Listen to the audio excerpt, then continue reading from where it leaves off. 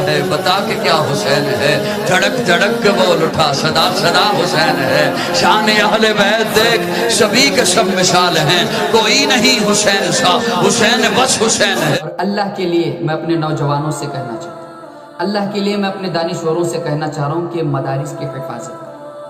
اللہ کی قسم یہ ایسا زمانہ ہے کہ ہر طرف سے مدارس پر آفت اور بلا آ رہی ہے، ہر طرف سے حکومت یہ چاہ رہی ہے کہ مدرسوں کو ہمیشہ کے لیے تالا لگ جائے۔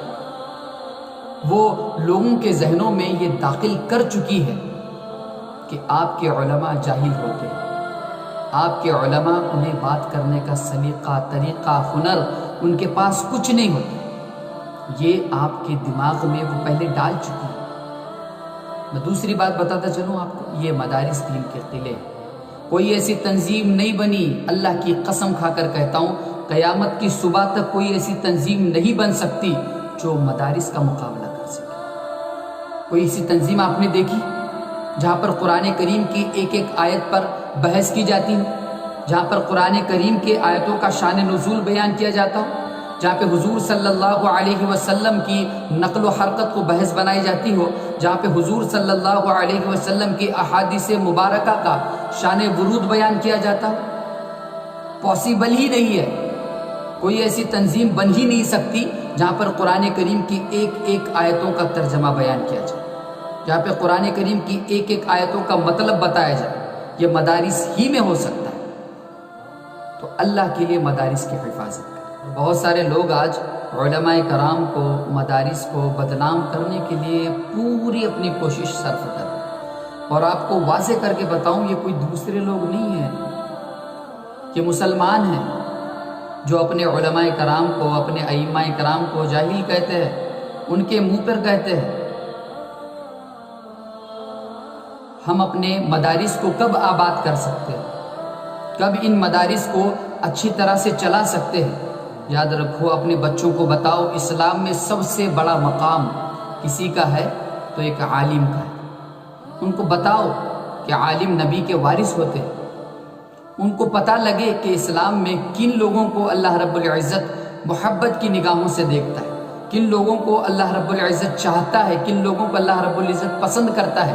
اگر آپ کے بچوں کے ذہنوں میں یہ ہوگا تو وہ خود بخود قرآن پڑھنے کو تیار ہو جائے گے، وہ خود بخود حضور صلی اللہ علیہ وسلم کی احادیث مبارکہ کو سیکھنے اور اس پر عمل کرنے کے لیے تیار ہو جائے گے۔ جب ہم نے شروع سے ہی اپنے بچوں کے ذہنوں میں یہ بٹھا دیا ہے کہ سب سے اچھا آدمی وہ ہوتا ہے جو ایک پولیس ہو، سب سے اچھا آدمی وہ ہوتا ہے جو ایک ڈاکٹر ہو، انجینئر ہو، یہ ساری چیزیں یہ قابل تعریف ہیں، ان سے عوام الناس کی خدمت ہوتی ہے، لیکن یاد رکھو میں یہ نہیں کہنا چاہ رہا کہ اپنے بچوں کو ڈاکٹر نہ بناؤ، انجینئر نہ بناؤ، یا پھر IAS آفیسر نہ بناؤ، سب کچھ بناؤ، لیکن سب کچھ بناتے ہوئے بھی ان کو حافظ قرآن بناؤ، ان کو عالم دین بناؤ، یا پھر کم از کم اتنا بتلاؤ کہ وہ حلال اور حرام کے درمیان فرق کر سکے، وہ اپنے چھوٹے اور بڑوں کے درمیان فرق کر سکے، وہ اپنے چھوٹوں پر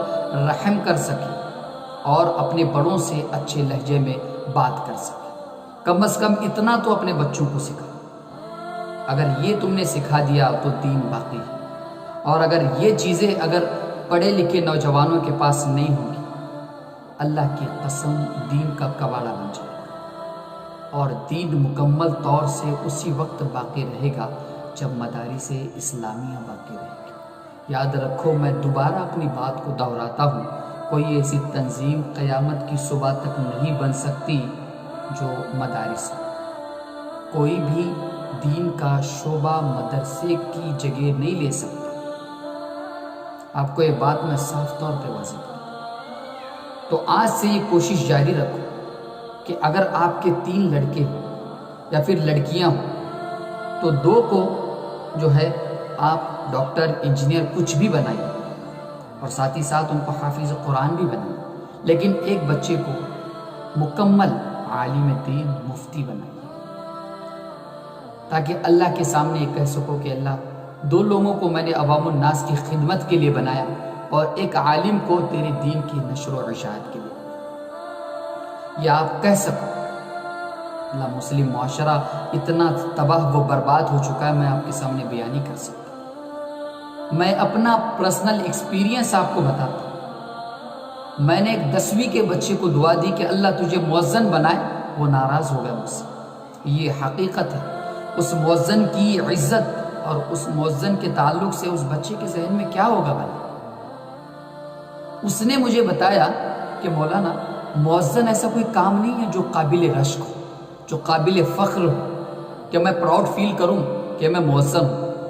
مؤذن تو وہ کام ہوتا ہے کہ ٹوائلٹ صاف کرنی ہے، مسجد صاف کرنی ہے، فین کے جو بٹن ہے اس کو آن آف کرنا ہے، بس اتنا ہی کام مؤذن کا ہے۔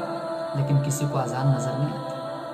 اللہ کے نبی صلی اللہ علیہ وسلم نے ارشاد فرمایا قیامت کے روز سب سے اونچی گردن مؤذن کی ہوگی۔ نہ جانے کتنے ہزاروں لوگ یہ گواہی دیں گے کہ اللہ رب العزت اس کی آواز سن کر میں مسجد پہ آیا۔ یہ باتیں لوگوں کو بتانے کی، یہ چیزیں لوگوں کو پتہ نہیں۔